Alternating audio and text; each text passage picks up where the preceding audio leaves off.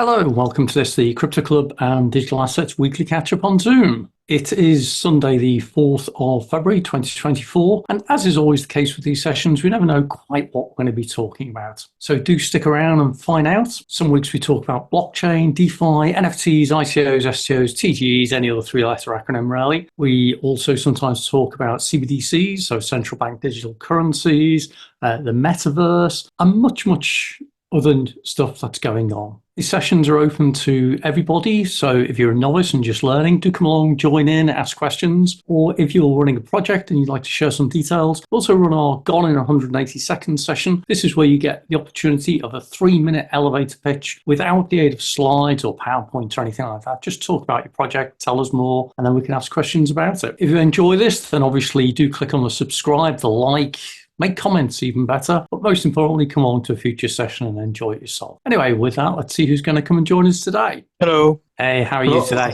I was looking for like airdrops. Yep. Since I heard that guy earned like over $1 million in airdrops, I keep looking at airdrops. How are you? I'm good. Airdrops is certainly something where you can get crypto for free. Most of it turns into nothing though. I think that, but you know what I'm really impressed about the Solana? How they try to bring people in their ecosystem by providing these airdrops. I really think that this is really ingenious. Like the people who work at that company, and I was also looking at the NFT because in Solana you can hard code the NFT revenue for the creator in the code itself, and this is a really good gimmick, especially when you consider like someone who wants to launch an NFT collection. It's worth going into Solana rather than Ethereum. Mm-hmm. And like I really think that this coin, at least for this market, is going to be like really crazy. So tell me a bit more. How do you find out about airdrops and NFTs? To be fair, I just look online. I usually follow this guy, Lark, Lark David. Okay. And I look at Ivan and Tech mostly. These are the people I trust the most. All the others I'm like not really too much. And what I'm doing now is I'm looking for like airdrops of like bigger companies. So I'm eyeing Camino, Blaze, Star City, and this one, Parcel. Okay. Do you have a preferred website that you use to look at all the airdrops that are coming up? I used to have actually at one time, but I'm a bit afraid of like hackers or like phishing websites. Yeah. So I don't really go much on websites. Do you have something like that? No, that's what I was asking, because it was interesting, because you're absolutely right. Airdrops, two sides to them. One is that they can be a really great way of building community and engagement. Mm-hmm. And on the other side, exactly as you say, they can also be a hacker's paradise, so an area to be concerned about. So it's a fair call. Hey, we're joined by Anthony. Hey, Anthony. Mr. TPX himself is joining us. And he's doing that 2020. Hopefully you can hear me now. Okay, there we go. We can indeed. How's it going in the world of digital assets tokenization? Real world digital assets. My favorite subject. Yeah. Don't get me started or I'm going to take over your show. You know what I'm like. but I think it's going to be one of the two topics of the year for 2024. Definitely this time. I think that the whole tokenization of real world assets, and I think digital asset custody is going to be the other piece, and they kind of link into each other in a way. So, well, it depends how you do it. We have no custodial processes on our chains, hence the reason they're very fast. We made it be fast. We made it so you can use your tokens, in our case, real world titles of property, used directly as money itself on the payment rails. So in terms of the tokens, then, is it all self-custody? It's self-custody, yeah. Yep. Your keys, lose your keys, et cetera, et cetera. Now you can custody them somewhere else, but not on our chains. Yep. That's fair. Where are you finding, because you've made some really good progress over the last, well, was going to say several years, but in particular the last few months. Well, no, over the last few months. Well, definitely. Well, because it's the ridiculous thing is we were talking about real world assets and doing exactly this 6 years ago, and we presented it to the market quietly out there. So we haven't changed anything that we're saying. We're better at it now. There's some other pieces of technology that dropped into place, like Uniswaps and automated market makers and these sort of things, which make the system runs much, much more smoothly. So we certainly benefited hugely from that. But otherwise, it's the same language we had 6 years ago. The only difference now is it's trendy. People have caught up to what we were saying. We were always in that overlay between where real world assets meets the crypto process, the tokenization process, because we love the speed and efficiency, transparency, trust, governance. You can get the tokenized world if you do it properly, good on ramps, off ramps with the governments. But the trick always is to get it to work with the real world assets. So in our world, it's real world assets as title of property moving at the speed of a BTC. But we think a lot faster actually than BTC and a lot more efficiently and without the tax problems of Ethereum. So we end up in a better place all around for everybody. Cool. So where are you actually up to now in terms of productionizing or going live? We're able to go live within 10 to 15 days of the close of our Series A, which we're just about to close. Okay. Yeah. That'll be a good one to watch out for. So by the end of February, we should be seeing TPX up in lights all over the place. Yeah, but I said that 2 weeks ago, and I thought I'd be it before the end of January. So I have to be careful what I say here. It's the nature of it, isn't it? So, sorry. It's been interesting. Yeah, so Stefan's just asking what the name of the project is, and it is TPX, isn't it? So its trading name is TPX Property Exchanges. So we have a listing process by which people can IPO their properties. We're focusing on residential freehold initially on the first properties. We have been offered over 30 billion worth of properties to put on the exchange to date. We can't do anything about it because we're not ready, but it's nice to know. And then we've got people who want to do big asset buying programs like they're doing in the States, BlackRock, Vanguard, State Street, where they're literally buying up. Here's an interesting stat for everybody. Some of the big hedge funds representing BlackRock, Vanguard, and State Street are buying up to 26% of the available private residential properties being offered each month across the United States. Wow. Over a quarter. So does that mean they're preparing for the next Fannie Mae and Freddie Mae and Fannie Mae and Freddie Mac, isn't it? Well, objectively, you could say we don't believe in that model, by the way, because we think it has some inherent flaws in the nature of money and how money works through our economic system. We think it's ultimately a bad thing doing it that way. I think the global financial crash of 2008 absolutely vindicated that mindset. Definitely. Well, here for everybody who's listening in today, and there are not too many. How many? 5 today. But here's the point: is property in its native state, title of property. These guys are buying it all up because they understand what the long-term economics are of property inside our financial and economic system. You can leverage it. You can put a derivative chains. You can loan it. You can hypothecate it. You can do all these, call it fancy banking terms for what you can do to title of property. And here's some numbers from the last 50 years. The value of a mortgage, when you sign that document and slide it across the table to the bank manager for that mortgage that you took out to buy that long coveted house, they're making somewhere between 8 and 24 times its face value within 3 days of you signing that document and giving it to them. All right, you're paying each month for that privilege. And the question I have for everybody here, did they share any of that with you? And this is the point. So when you look at it from that and you understand the value chain and how it operates, you start to realize we've been done over somewhat. And that here's an opportunity to redress the balance. Whoever owns a title certificate owns a greater share of that distribution through the financial system afterwards. And they have to pay you for the privilege now. You don't have to pay them for them to make money off of you, which is what was happening before. Now we're increasingly looking at a world where they have to pay you to get access to that title certificate so you can get the benefit for yourself and your family. So how does title work in a tokenized world? How much time you got? 50 minutes. We've got 51 minutes left. All right, so we're anti-NFT. And I'm going to say a lot of things which will get the crowd stirred up here a little bit.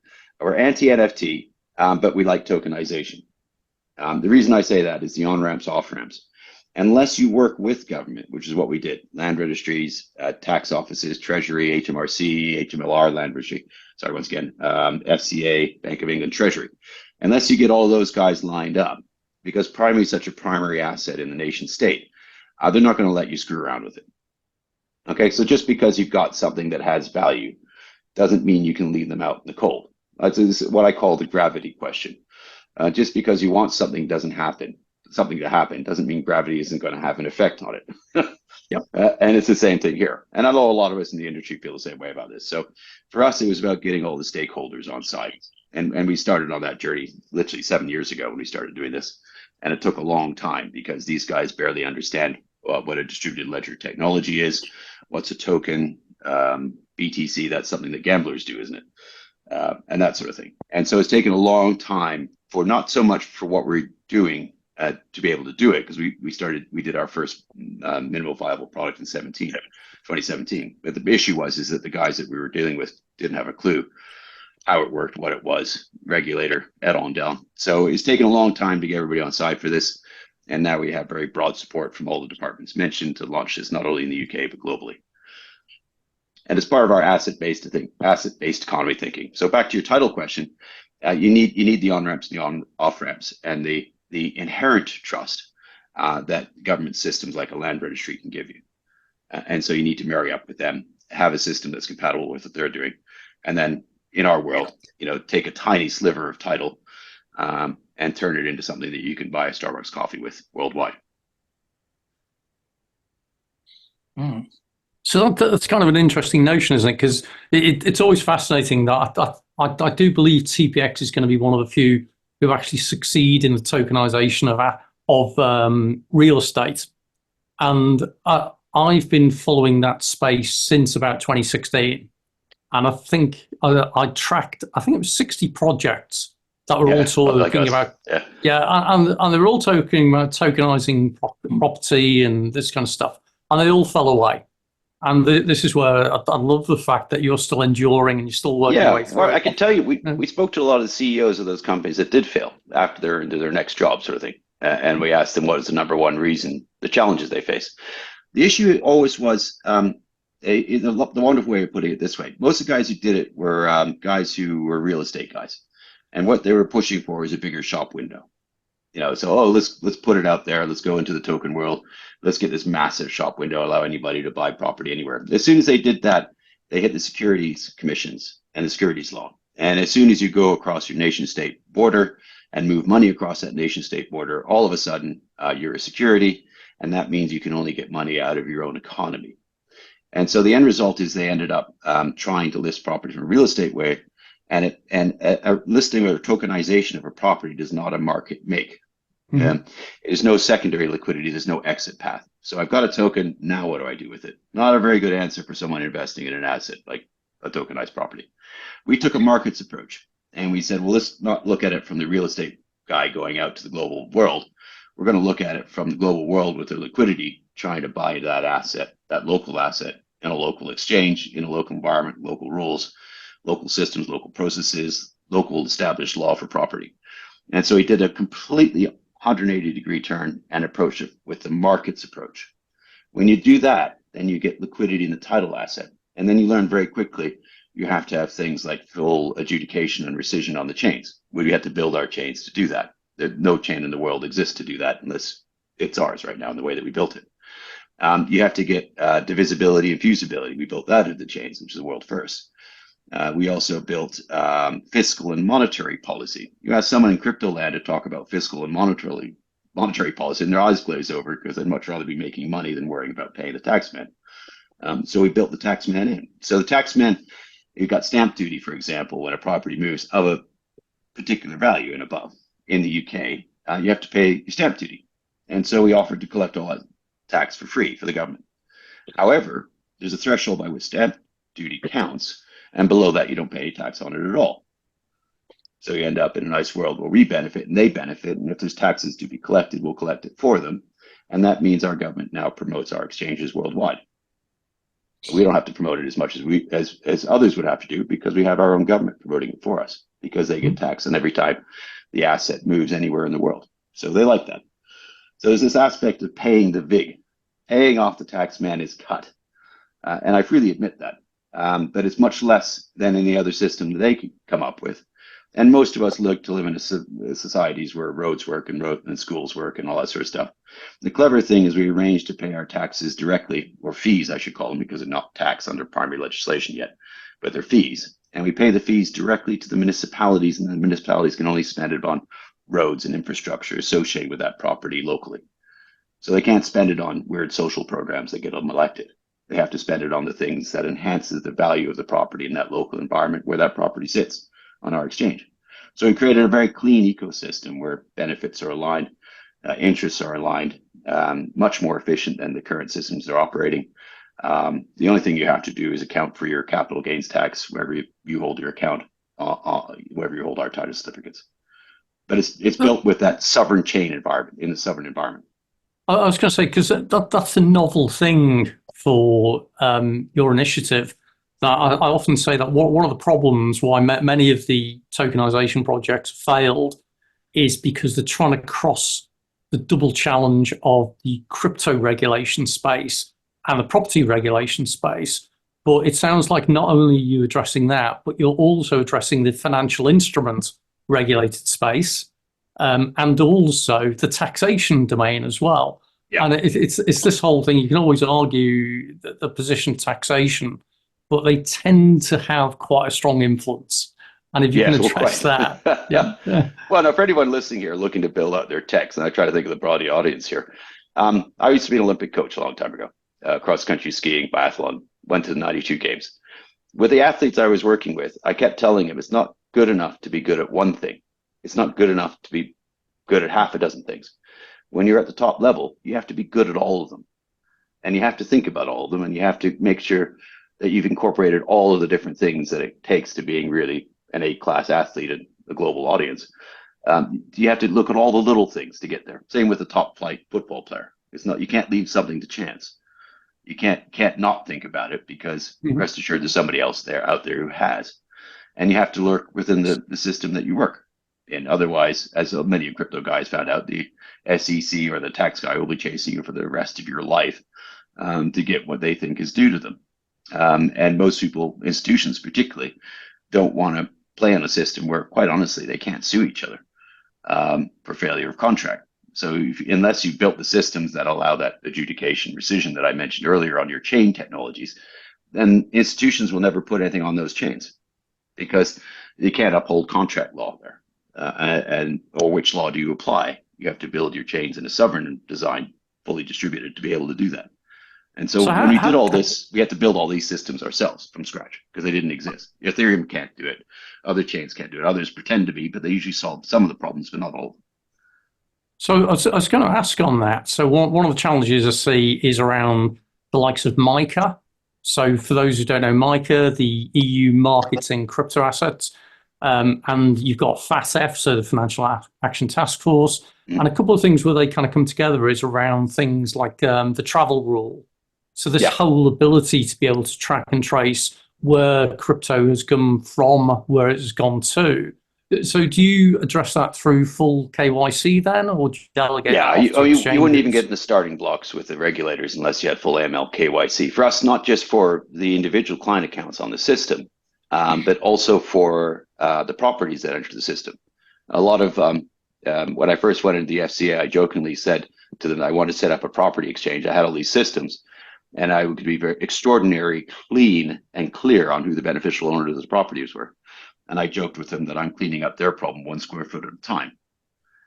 I'm not sure the FCA saw my humor on that one, but it is an ongoing and current problem with London property. And they're trying to cut around the edges on it, and it's getting better. It still has some way to go historically, and you'll find all sorts of interesting people owning London property when you can track down their companies far enough out to find out who actually owns what. But we, in our system, that we allow that we can't list a property unless we know precisely who the beneficial owners are. And that's what every exchange that we're looking to launch worldwide is looking to do as well, because the regulators all have the same problems in other countries. So everybody's looking to clean up property by this mechanism, because our blockchains allow a much higher degree of clarity as to who owns what, where, and when. the hard thing sometimes is attaching identity to it. But increasingly, our systems are enabling us to do that. And a lot of the guys who are doing AML, KYC, the Junos and Blades and other, they're sharing information. The dark web guys are sharing information. They're sharing those databases, sometimes which they paid for, of all the stolen credit cards. So it's quite interesting how the world is getting ever smarter in terms of sharing that information and working out who the bad actors are. And then once they know who the bad actors are in our exchanges, we preclude them from being able to trade in any of our exchanges worldwide. A bit like the gaming rules you have in the casinos.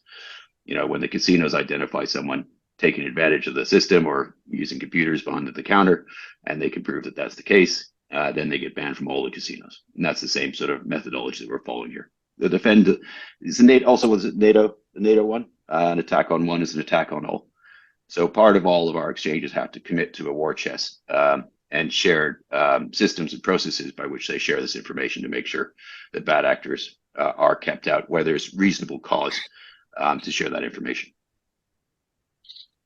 That's very interesting. But let's hope Gary comes back very soon. We lost Gary. Oh, well, Yeah. that means I warned him he'd leave me talking for too long. What does everybody else do here? Who else we got here? I don't get to see all the names. I just get to see who's the number of participants. So way to go to Peter here. Peter Parks. Peter Parker, nearly Spider-Man. I'm just here sitting quietly because I can remember my first conversation recently with Gary about 2 years ago, and I'm thinking about doing a property. I want to tokenize my house and fractionalize it and and everything else. And I've just been going through all the mortgages and the different routes recently. And Gary said, don't go there. There's too many skeletons, too many dead bodies, and all the issues which and I was just making some notes here. One of the problems Gary pointed out was the land registry, and most of the land you don't know, paperwork, title, is a big thing, even in England. And I saw, I think 2 years ago, there was a project from Ripple, the development funds with Colombia, and they were trying to move everything to the land registry basically using XRP, they said, whichever token, you get your funding from there. But interestingly, what you said about BlackRock and Vanguard now purchasing 25% of properties, and I did put a comment in there somewhere, which was the WEF, World Economic Forum at Davos, which said, you'll own nothing and be happy. And BlackRock sits on the Sterling Group, of course. Oh, yes. And recently, I'm just going through remortgaging this house. I did buy the Web3 domain, and I did mint it as an NFT ready to go to start putting all my data in about land registry and everything. But one of the things there, I'm looking through my current lender, NatWest, one of the big four banks in the UK, they don't do buy-to-let mortgages now, they're saying. Santander was the biggest lender in the country, don't do buy-to-let mortgages anymore. No, it's a tough market. There's no margin. There used to be 26% that these guys, you go back 20 years or so. There's, these guys who are doing buy-to-let, they could expect to make sort of 26% on things. Now the margins are down to about 4%. So on that point, it's not worth the risk for either the banks or the individuals to take it on. Yeah, it's specialized. Which is not a healthy thing. It's not a healthy thing. No, it's not a good market at the moment, and it's whether they're trying to squeeze people out. There's been a lot of things on landlords, and Lloyds Bank, another big four in the UK, and they said they want to bring 500,000 residential homes into their portfolio. Yeah, you're right. So you might know if the bank repossessed my home, they used to have to sell it and give me the over their loan, but now. I was asking the bank manager, so if I default in May, my term's up, do you just take the hats off me? And they said, we don't know. Don't know. Here's what happened. I'll give you. I'm always full of all sorts of good stats here. No, I can't, of course, not giving any advice or a lot of good stuff that goes along with these sort of things. But the major data guys in the UK providing all the information to the mortgage lenders, to the Bank of England, to others, Zoopla, that provide all the data to Zoopla. They're expecting a 60% default rate on mortgages. Now that doesn't mean that these are missed payments as opposed to not completing payments. So that holidays, whatever. So a little bit of fudge around that. None of the new banks, anybody offering mortgage origination on affordability tests, they're now being told that they have to make sure that whoever they're lending to can afford a 9.5% interest rate. and we're at 5 right now, give or take a bit. Yeah. Yeah. So there's a lot more stuff to come out in the economy. We would argue, based on the modeling we did 7 years ago, we had access to central bank data. We're expecting a decade of inflation. I would argue a double-digit inflation because we measure monetary inflation, where the guys try to palm us off with consumer price index and that sort of stuff, which leaves out a lot of big things because it's a little too embarrassing when your inflation rate's above 10% all the time. So they just don't list it in the way that they calculate those. So we actually anticipate monetary inflation to run for the next decade. We modeled for this back in 2016, so 2017, 2018 actually. And we built our model specifically for that because part of our long-term thinking, you mentioned the World Economic Forum and some of the juicy comments that they're putting out there. We don't think money should be the purvey of the banks. We think money should be separate. And so we're focused on an asset-based economy where you trade the value of things and it's no longer dependent upon the fiat currency economy. So a lovely thing about property is everyone knows more or less what a property is worth. You live in one, you had one, your parents had one, you hopefully one day your kids will have one.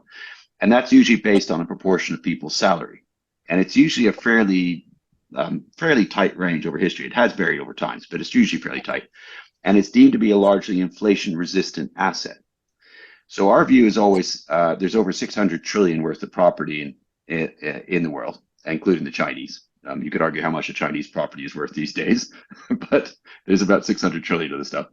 It's the only asset class that's big enough and stable enough and has enough clarity associated with it that you could base an asset-based economy on it.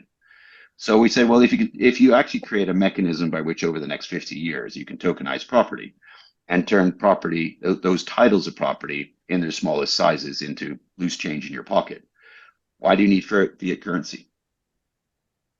You pay for your Starbucks of coffee with your property, or some other asset class that is equally transparent, trusted, and well governed. So that's we believe the economy we're heading into, where it's an asset-based economy. People will trade one asset against another by Uniswaps and AMMs, and our requirement to use fiat currency in any of our transactions will continue to decrease. But we'll end up with a far more honest system, which is based on real-world value, and our money that we save is no longer prone to the same way if you're storing into these assets in one form or another, is no longer prone to the inflation that our governments have generally caused us. And that's probably a very healthy outcome for us and our children's children. So we're looking at a more stable economic system over time. Anthony, I noticed Stefan kindly has put his hand up, which I'm guessing means he's got a question or a comment. Yeah. Okay, either that or someone wants me to shut up. So I can take it either way. Sorry, my question is the following. How would an economy be based on asset when we would tokenize assets? But the problem is that asset needs to have a value. So that value would be in pounds, which is nothing, or in US dollars, which is thin air. So don't you think that it should be something else that backs up that asset, like another value that people would want? You can be in an asset-to-asset based economy where you just move from asset to asset to asset, and then eventually into something called fiat currency as a number by which you count it with. So increasingly what we're suggesting here is you're partially right, because it'll take 50 years arguably before everyone moves their property into an asset-based economy. I think. Probably more. You're probably right. And there's no reason for people to do it. So your property is still always, and in all of our exchanges, they're denoted in the currency of the local property on that local exchange. Miami's US dollars, London's pound sterling, Canada, Canadian dollars, and so forth. Whichever the nation state is, you count the property it's valued in the fiat currency of that nation state. And to make sure that the governments worked with us, the central banks and the tax authorities and the regulators, is we made sure that all the payments ultimately that are made for those properties are denominated in fiat currency. So if you're buying a London property, whatever you might have started with, you end up paying in fiat currency for that property. Okay, and you've got the normal dynamics of supply and demand that affect that fiat currency price. Now you could argue that fiat currency price for that property will go up far faster in terms of the amount of fiat currency you're paying for that property than probably then the property might go up in its own right. And that's more, it's not that That is a true reflection of the real monetary inflation that we have in our system when you see that happening. Right now, we have a depression on prices in property because people can't get affordability. I mentioned the 9.5% to get a new mortgage. You have to be able to handle a 9.5% interest rate, and I think very, very few people would be able to afford that. So mortgage origination is down 20%. So what happens when you can't get money to borrow to buy a home? Well, guess what? Home goes down in price. So, we're seeing an adjustment in property prices at the moment, which is more reflective on the access to capital than it is on anything else. So there's always this wonderful argument that at the point where the property might be going up or down in this case, inflation's coming up so quickly on the other side that it doesn't look like the price of the property's actually changed that much over the last 2 years, but rest assured it has. I guess the thing, again, picking up on Stefan's point, when you're using fiat currency, that's actually as a unit of account, not as a unit of value. So you can't, and so as he says, dollars, pounds are based on thin air, but that's not a problem if you're simply using it as a unit of measure, opposed to an underlying value. That's exactly the way we see it. Yeah, and just quickly on your 9.5%, I still remember mortgages being fixed at 15% in the UK. In the 1980s. That's because you're an old bugger like me. Thanks to George Soros. Thanks to George Soros bet against the pound, the bastard. Exactly. So, Stefan, you got another question there? Yeah, another question which I had is we talk about properties, but another problem I have with properties, like I personally don't really trust the government.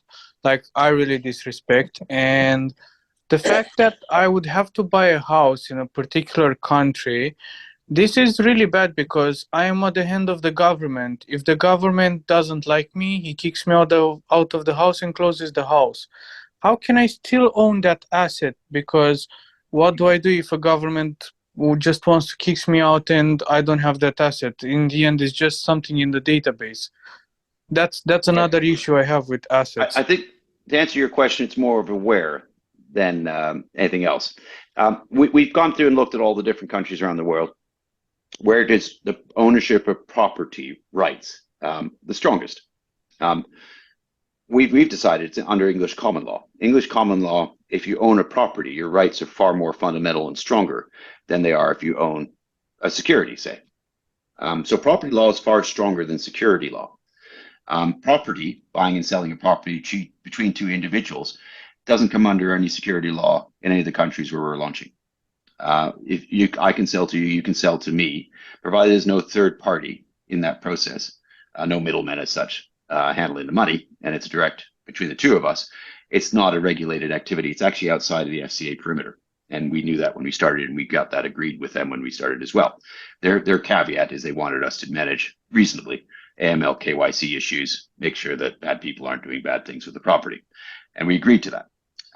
But fundamentally, property is not a regulated activity. But going back to your question, there are some countries where owning of title isn't such a good thing. So if you take India, which has English common law, because their legal system is so snarled up, if you have a dispute, it takes over 30 years to settle it. Doesn't sound like a very good way to own property if it takes that long if you have a problem. Same sort of thing in Italy. Italy has very good property law, but it takes 18 years to settle it because their legal system isn't very efficient. The Netherlands, under Napoleonic law, a bit different, but they have an extraordinarily good ownership of property law, almost too effective for some of the people who live there, you could argue. But fundamentally, the ownership of property is very clear. And if there's ever a dispute, it goes to wherever it's supposed to under whatever contracts have been signed. UK, again, is quite firm on that one. And the key thing when you're setting up an exchange like this is you have to make sure that you work inside of the existing workflow processes. So it takes a systems approach rather than a point solution. So we have to make sure that all of our systems, our land registries, everything else, ownership of that title, and the occupier's rights that go with the ownership of that title. If you own 51%, for example, your occupancy rights are unchanged. It just means you don't have to pay a mortgage for the 49% that remains now under our system. So title is very important, and it depends what country you're in as to how good the rule of law associated with title is. Generally, it's usually better than other types of laws, but it does depend a little bit country to country. China doesn't have any freehold property, for example. It's all ultimately owned by the state. interesting though that even in the UK, which you're right, it's got some of the strongest.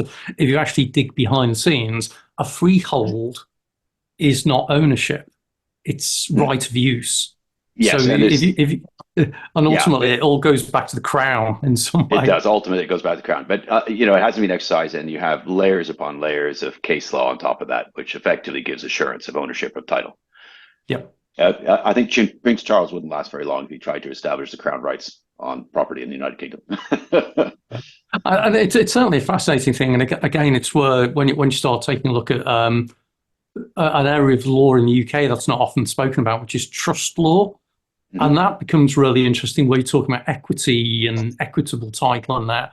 Because all of a sudden, what Klaus Schwab said in his book about you will own nothing and be happy actually ties in with exactly that. Because under a trust scheme, you're a beneficiary, but you're not an owner. And one of the advantages of that is that if you don't own something, you can't be taxed on it. And if you don't own something, it can't be taken away from you. And so it is a fascinating thing. Folks, I'm conscious as well that Anthony and I could probably chat for hours and hours on this space, but I'm conscious also there may be some other people who'd like to join in or have any questions or anything. Peter, go for it. Well, just to link that to something else, you just mentioned China there and the property. I think I heard a number that the Chinese property now was half the value of property in the world on paper, which is terribly inflated in just a generation. But with the BRICS and the BRICS Plus meeting, I think last week was in Russia, and they have got a plan to set up their own BRICS currency, or at least trade to skip out the dollar as a bridge, and maybe go through an automatic market maker you mentioned, perhaps using something like Ripple's market maker AMM and a token as a bridge. But they're talking about asset backing, and a couple of people can mention it there.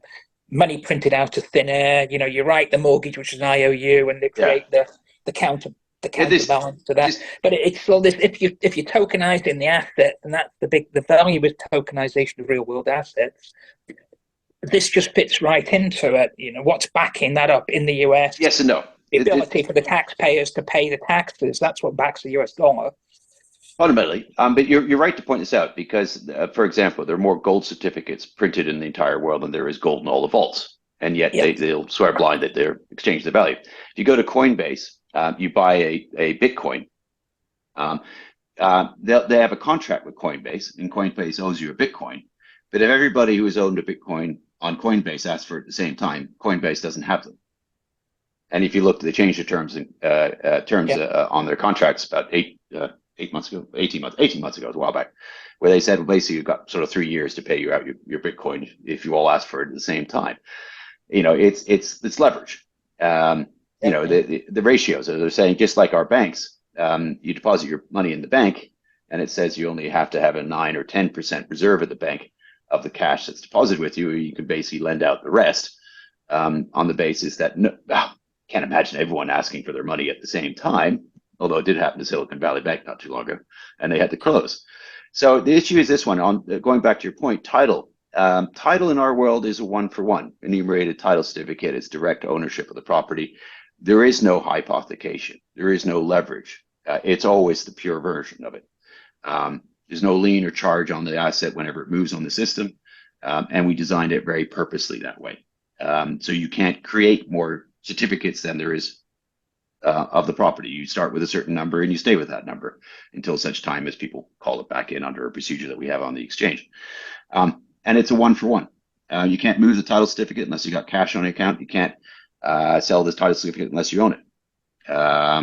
And that keeps a very pure system. And you can probably understand why, because if you're going to present one of those title certificates at Starbucks wants to be paid. And they don't want to be told, I'm selling you an IOU to pay for that coffee. I'm actually selling you the real thing. And this goes back to the problem that we've had in the last 50 years. We previously had a gold-backed economy, and you had a mechanism by which all the paper that you were issued had redeemability against gold reserves. And that system gave it tremendous stability. And if you go back even further to the into British history and British economics, they had about 200 years of an extraordinarily stable economy, where for 200 years a ship captain in the British Navy was paid exactly the same amount of gold. And it brought on an enormous amount of stability. When you have that happen, it means that you have what we call the blossoming of 1,000 suns. It means that more of the money that we earn stays with us individually, and then we can make our own economic choices about where we spend it, where we invest it. And what that tends to produce is 1,000 new businesses. Instead of our big five banks telling us that they can take the money that they stole from us and we can lend it back to us at a premium, effectively, what we're saying is you do away with that, and it allows you to now lend directly with real value instead of paper value. And that's enormously powerful. And every time this happened in the last 2,000 years of human history, because we're macroeconomics guys, mostly over here, every time that's happened, you've got a long period of sound money or stable money, is you generally have a prolonged period of economic rebirth, where people now have more money to spend, and they spend it not just on the consumer items, but they start to spend it on things that produce revenue. So you get 1,000 different businesses starting up type thing. Some will fail, some will succeed. But it usually results in a lot of economic innovation because people now are willing to take risks of their own money, or groups of people can take risks of money. You no longer have the only one-stop shop called a tier one bank in the United Kingdom to get the money that you need to succeed. You can now go to 1,000 people who will lend you a little bit each under these types of models, and the models that many of us on this call know quite well. And then all of a sudden, you no longer have people controlling the money, and that creates huge amount of economic benefit for all. And that's partly where we're aiming when we're going with this. So can we extend that, take it in a slightly different direction now? Because it's interesting that it's fundamentals about money systems and that kind of thing. Yeah. You look at the current developments around the world around central bank digital currencies, so CBDCs. And one of the really interesting things about that is it suddenly removes the need for a retail bank, and it completely changes the way that use multipliers and gearing and all this kind of thing to create money. So how does a CBDC work in your kind of tokenized economy? Well, we're still open and permissionless. So our title certificates are treated like bearer instruments inside the system. So once you've got one, your keys, your money, you spend it wherever you want to. I'll freely admit you can take it off what I call outside of the system, because you can do that with title certificates. You can literally, if you think about the paper version, a deed or a title deed signed back pocket. Always think about the Mississippi card dealers or poker games. They produced their deeds to the family estate on the table, and bing, bang, boom, that was gone. Once they changed hands, whoever held them owned it. So in this world, bearer instruments still have a valid place inside the economy. Inside, to be perfectly fair, the title certificates will move best, fastest, most efficiently inside of our system. But for the small change outside of the system, relatively speaking, it's designed as bearer instruments, and people can use it wherever they want to, wherever they want to. And there's no track and traceability on that while they're using it in the open economy. When they pull it back onto the system for the larger purchases, if you take too much of it off for too long, then if it raises a flag up on our system, you show up with £1 million. We knew the title certificates went out over there. We could see they're in the accounts for months or years over these various places. They disappear for several years, and they all appear from somebody in Mexico. We might have a couple of questions to ask, in which case, same sort of rules. We need to see a little bit more on who owns it, where's the money from. Can you show that you had some reason for having all of this money before you spend it on our exchange again? But by and large, most people will find that it doesn't cause any problems. And there is trace and trackability on the system, like any blockchain-based money. But we don't necessarily see identity in the smaller amounts. It's just on the larger client accounts inside the system. If you have a client account with us, or you're a big institution, we'll see it. If it's involves the transaction of a house. If you're buying a Starbucks coffee, we can see it, but we don't know where it's been for the last 30 or 40 transactions. So a fascinating thing, because it's a whole new economic system, isn't it? So it's a lot to digest there. It's a new operating system for property, but one we think is inherently fair.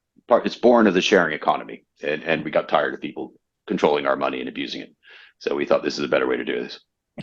There we go. And Anthony, again, thank you for sharing all of that. Really interesting stuff. And I think it does show a direction that I hope we go in. And I like the fact, again, you're talking about an asset-based economy, as opposed to the current fiat one, which is a debt-based economy. I love asset-based ones, definitely. I just wanted to really open this up now, go beyond just the whole tokenization or assets or whatever, because I'm conscious we've only got 15 minutes left. We've got a few people on the call today. If anyone wants to bring in any other subjects, any other topics, be really interested to hear more. Go on, Peter. I can always ask a question. Just in terms of the tokens, and you mentioned the CBDCs, sat next to them. And when you look at the CBDCs, by the way, for the people who haven't caught on yet, when you look at the WEF and BlackRock sat there's only 3 crypto companies that attend the WEF. Yeah, there's only 3 crypto companies that attend the WEF, and Bitcoin and Ether aren't amongst them. But Circle is, and that's a stable coin. So Circle is saying they're looking to IPO this year. Do you just see that being a tokenization of a dollar or whatever they use in a euro? It doesn't really change anything, does it? The fact that it's a digital token, a stable coin. It's like instead of having a dollar bill, you've got a dollar coin. It's still representing a dollar. Yeah. So in that respect, it's not. It doesn't change the world as we were talking about. Yeah, it's just a way they can hold that and then create some. I mean, they're creating a lot of money. Tether's making billions every month. I wasn't quite sure how they made money out of just having something, but they make billions, huh? Because it's been used for leverage. Yeah, I would interject with that. Sorry, it's Johannes here. Hi, everyone. Obviously, to the last part of your question, the way they make the money is they are the biggest purchasers of US Treasury bills. And obviously, with interest rates being 5%, and with something like Tether and Circle, they don't pass that on to the users. So that's how they've been making the money, and they're literally just printing. So that's what's amazing. The pushback against the difference between we have as Gary Gensler recently said last year, is we already have a digital dollar, but the digital dollar in its current form is not programmable. I think that's the big difference. So in regards to the whole kind of dystopian kind of future we may envisage, then that's where it's kind of different. Yeah. Yeah, that's the point you mentioned that there. We're talking about this moving to a utopia, but what we've actually got largely is dystopia. Yeah. It's like when we're talking about Anthony said about creating a better world and 1,000 suns, but COVID was the biggest transfer of capital from the middle class to the upper echelons. It took trillions out of the small businesses. Huh? Well, that's where it's going to be interesting. Talking about stable coins, and you mentioned USDC, Circle stable coin. Sorry, where it does get really interesting is if you have a stable coin that in some way becomes in its own right programmable. That's quite an interesting space, because that's beginning to overlap again with CBDCs, where but before now we've had the conversation that programmable payments is good, programmable money is not so good, because there's a big difference. So for those who may not understand the difference, so programmable payments means you can do clever things like you can use a crypto to pay for something and automatically pay a fee or a tax or whatever. So that's fine. Programmable money means you can suddenly do things like you can switch it off or you can change its value. And so if that's managed through a centralized system in some way, which a central bank digital currency is, then that means the central bank can suddenly control whether you can access the value that you think you've got locked into your account in some way. So that's certainly an interesting area. So I just wanted to open out, and again, Johannes, good of you to join in and contribute in there. And Elena, I don't know if you've been having any thoughts about where does this all fit with the metaverse, which is a completely different world. I'm just sitting here, and after listening to Anthony, I feel I really need a little bit of time to wrap my head around it. Because again, this is an interesting thing that, as I see it, where we're looking at tokenizing property ownership, Yeah. that is a difficult challenge. Anthony described many of the challenges there, whether it be financial regulation, property regulation, crypto regulation, or taxation.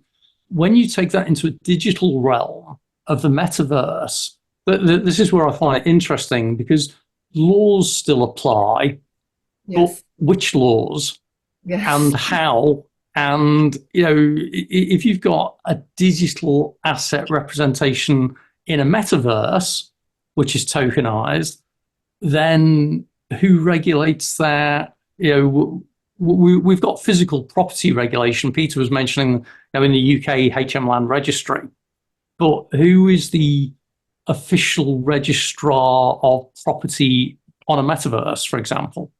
It's a fascinating area. Yeah, and especially that right now there are several, and there is a number of metaverses. Like, we don't have one metaverse like we have one internet. Yeah, and more fundamental as well, we only have one real world. Yes. Well, as far as we know, unless you believe in multidimensionality and all this kind of thing. Whereas metaverses, as you say, like Roblox has got a metaverse, and loads of other companies have created their own metaverses and this kind of thing. So it is an interesting space. I find it fascinating. So, okay. Just opening it out again then, we've got 10 minutes left. Are there any other subjects that anyone would like to discuss? I know at the beginning, Stefan was mentioning airdrops, which I thought was really interesting. I don't know if anyone's got any experience of airdrops. I'm getting airdrops for through Ripple Holdings on an exchange for, which one am I getting? Can't pick my phone up and see. Yeah, I'm getting airdrops, but I didn't do anything to get them except own XRP on an exchange. The thing that suggests Flare. That's what it is. Flare drops. What is that? What you keep on mentioning XRP? So, like, what is actually happening in that ecosystem? Because I'm very much on chain, but yeah, I've just maybe I've been fading XRP, but like what actually happens? Because I'm not aware of like many products being built on top of it. So yeah, I don't know. If you can I heard they use like Flare, and they use something Songbird. I got those things, but problem is that Celsius went bankrupt, and now I don't have them. Oh, Yeah, right. Yeah, build the market similar yeah. with. I've actually met like a few people from AEF London last year. So I met a few people from the Flare team. So yeah, that seems to be like a kind of genuine blockchain.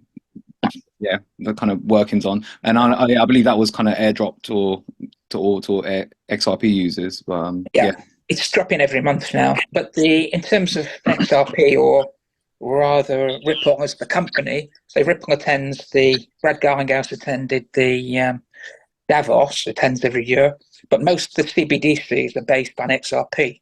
They've got 500 banking projects now, Bank of America, etc. And they've got the automatic market maker. So it looks like you could flip the switch on that on the Easter solstice around March, and it goes. It's an automatic market maker, and you can trade anything to everything, anything to anything. But could you confirm with me again? This is because the last time I had a proper look at this was a while ago. There's a distinction between XRP, the token, and Ripple Labs, right? And I believe Ripple Labs is the entity that actually does all the things that you've just mentioned. Yeah. There's none of that actually connects to XRP or accrued value to XRP, I believe, right? They hold XRP on the books, of course, as collateral, and release so much a month to fund projects, etc. But they can use other tokens. They can use the XRP can swap straight in as a bridge for the US dollar right now, but you could use Bitcoin or anything else for that matter.